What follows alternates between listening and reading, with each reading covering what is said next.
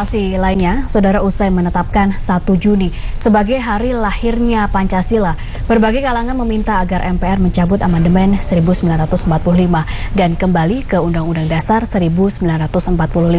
Hal tersebut agar pembangunan kesejahteraan sebagai tujuan utama akan terwujud dan penyelenggaraan negara lebih berorientasi pada demokrasi dan hukum.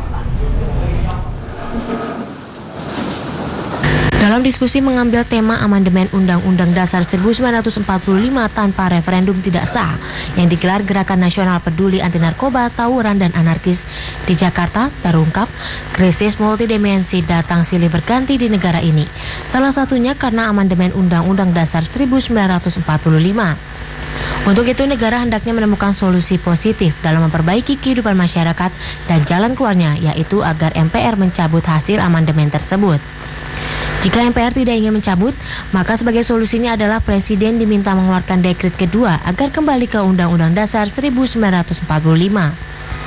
Ketua Umum Dewan Pimpinan Nasional Gepenta Parasyan Simanung Kalut mengatakan perubahan Undang-Undang Dasar 45 itu mempengaruhi secara substansial dan mengubah sistem ketatanegaraan secara mendasar serta terjadinya perubahan terhadap lembaga-lembaga negara. Di samping itu, materi amandemen batang tubuh Undang-Undang Dasar 45 yang menjadi sendi-sendi operasional justru mematahkan semangat dan nilai-nilai luhur Pancasila. Kita harus kembali kepada Pancasila dan Undang-Undang Dasar 1945.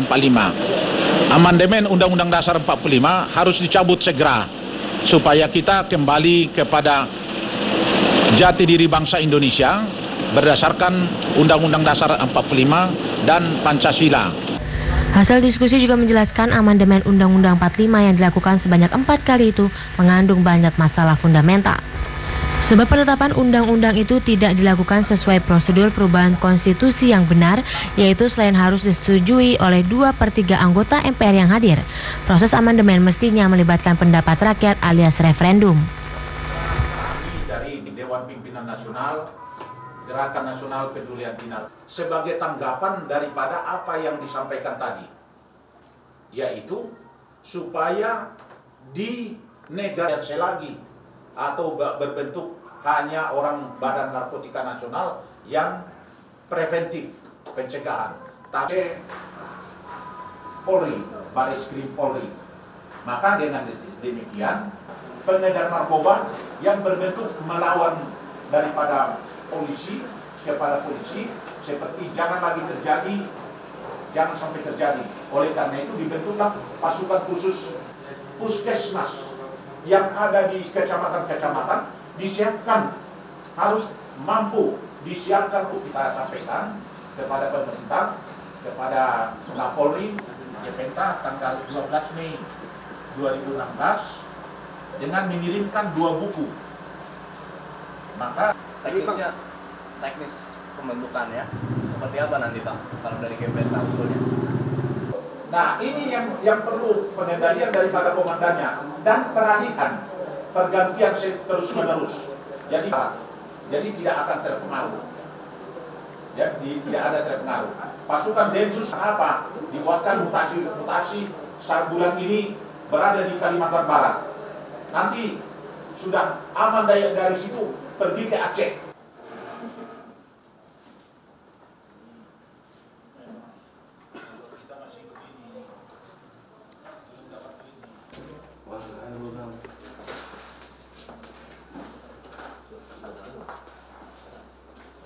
Nah, 1 Juni 1945 yang lalu saya melenceng dari Pancasila.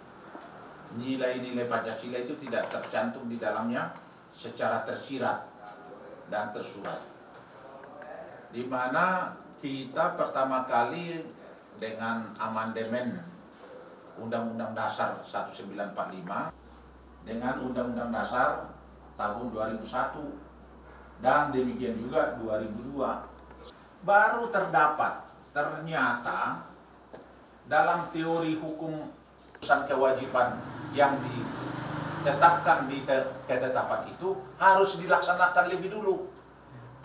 Nah, pada tahun 83 ada ketetapan MPR yang menyatakan bahwa MPR tidak berkeinginan dan tidak berkehendak untuk merubah Undang-Undang Dasar 45. Kata itu tidak dilaksanakan.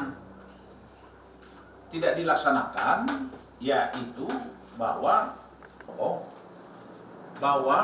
ketetapan MPR nomor 4 sejak dicabutnya itu menjadi peluang kepada MPR yang hasil pemilu tahun sekian, walaupun dalam preambul ataupun mukadimah Undang-Undang Dasar 45 itu yang di amandemen itu masih tercantum di isi daripada Undang-Undang Dasar 45 itu memperlama-lama lagi sejatinya ke Undang-Undang Dasar 45. Dan apa dalam teori yang saya sebutkan tadi, 99, 2000, 2001, 2002 itu tidak sah. Jadi dengan demikian kita ini menyalahi konstitusi.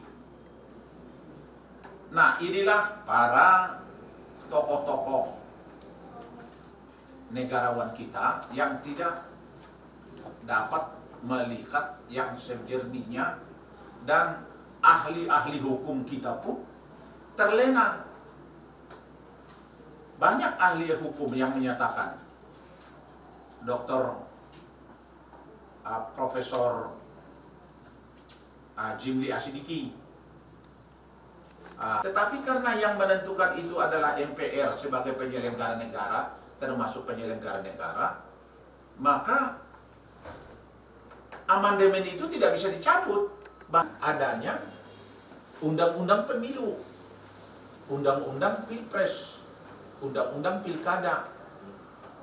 Nah, semua apa yang kalau misalnya itu tidak sah, berarti apa yang kita laksanakan selama ini itu bertentangan dengan hukum konstitusi.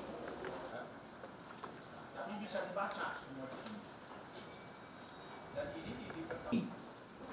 Oleh karena itu kita seharusnya kembali ke undang-undang, ya, segera yang diamandemen.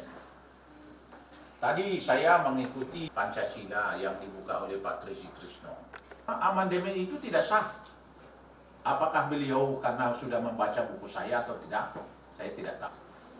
Pada waktu ke negara kita sebagai Republik Indonesia Serikat, ada Undang-Undang Dasar RIS.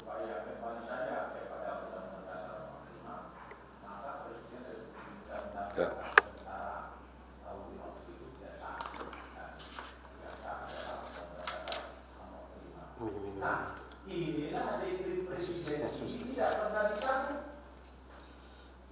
Siapa yang mencabut? Siapa? Tapi dekret siapa yang mencabut? Yang mencabut. Bangsa Indonesia siang hari ini 1 Juni 2016 patut berbangga kepada Bung Karno yang mencetuskan Pancasila dan lahir 1 Juni 1945.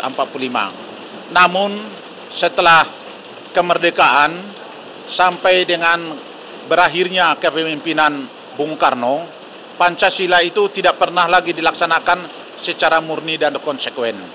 Dan terutama sekarang ini bahwa pengkhianatan kepada Pancasila sudah kita rasakan sejak adanya ketetapan MPR nomor 8 tahun 1978, pencabutan P4, pedoman penghayatan dan pengamalan Pancasila, serta ditetapkannya etika bernegara yang kelihatannya dan terbaca bahwa itu bertentangan dengan Pancasila. Jadi oleh karena itu kita harus kembali kepada Pancasila dan Undang-Undang Dasar 1945. Amandemen Undang-Undang Dasar 45 harus dicabut segera supaya kita kembali kepada jati diri bangsa Indonesia berdasarkan Undang-Undang Dasar 45 dan Pancasila. Karena tanpa Pancasila Indonesia tidak akan bersatu. Indonesia tidak akan mampu untuk mencapai tujuan nasional bangsa Indonesia, yaitu masyarakat adil dan makmur.